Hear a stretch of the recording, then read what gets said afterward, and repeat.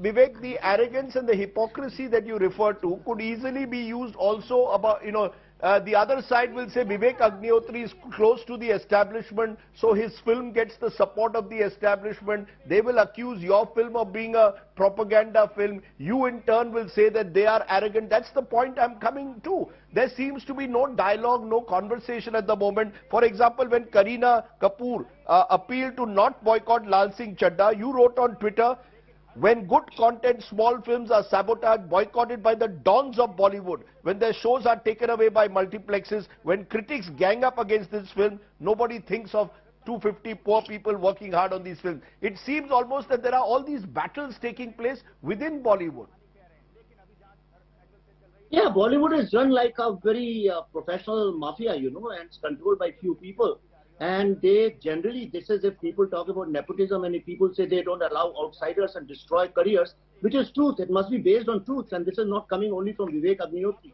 You can ask anybody. I mean, 95% of the people here are not stars. Ask anybody who does it, right? When people sabotage the Tashkent files, nobody cared about those 250 people.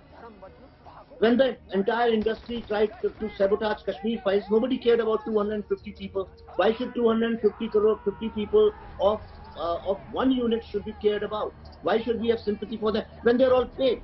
So it's not about 250 people. Whether film works or not, they are paid. So their livelihood is not in danger. The problem is the livelihood of all these semi-god kind of stars whose livelihood is in danger because they have just receiving the love and respect from the audience without giving anything in return. And like I told you, if a company like Colgate or Close Up, if they start ridiculing their own customer base, then the problem arises. Why, tell me one thing, why a film on Hindu genocide, Vivek, why a film on Hindu genocide should not be sent to Oscar? I mean, what kind of ridiculous campaign is that? Because here is a filmmaker from Canada, the maker of Bad Boys, billionaire maker Dylan Mohan Gray, who's saying it should not be sent because it is hate-mongering garbage. So you've got no. You have been two sharp views on either side. Here let's be fair, right? Let's be fair. I expect you to come out in my defense, in the defense of so many Hindus who were killed. You have been a journalist all your life. You know what happened in Kashmir. Can you deny that Hindus, why no Hindus live there when 100% Hindu population used to live in Kashmir?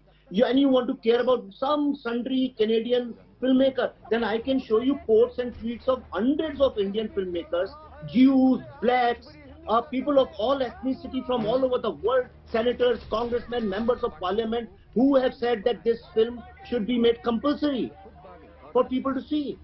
Then what about that? Why are you picking up somebody who hates me writing something? Come on, let's not pick up trolls and decide what is right and wrong.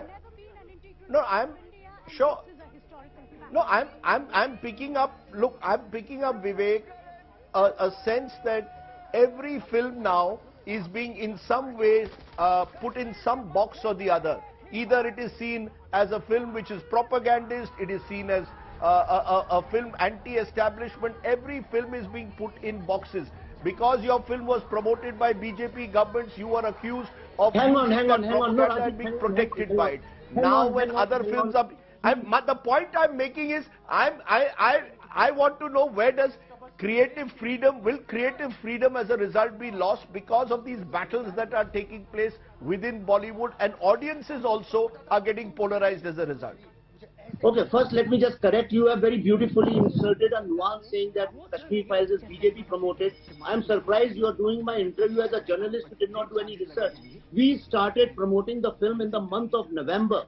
Before even it came to India on 11th of March, before anybody knew, even within the BJP, what I have made, more thousands of people had seen that film. Our hoarding was put on Times Square by donations of common people of America.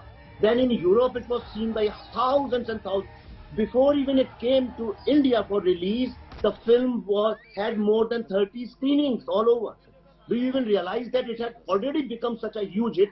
On WhatsApp, on social media, there was nothing which could have stopped you. Despite all that, the film released only in 600 screens. It's only on Friday, Saturday, Sunday and Monday when the film really bounced and became one of the all-time blockbusters. Then the media, politicians, everybody in India started noticing my film. But do you even know how kind of attacks, ridicule, humiliation, isolation, deplatforming I have gone through? Did I crib about it? Do I play a victim card anytime? But why these people play victim card? Your films are being boycotted. Tell me one thing. If BJP could support any film, then Mr. Modi's, the film which was on his biography, would have been a blockbuster. Prithviraj would have been a blockbuster because everybody was promoting that film from the right wing. Prithviraj, the Samrat Prithviraj. Now films don't work like that. Tell me, have you seen these films who have not worked? Are they good films?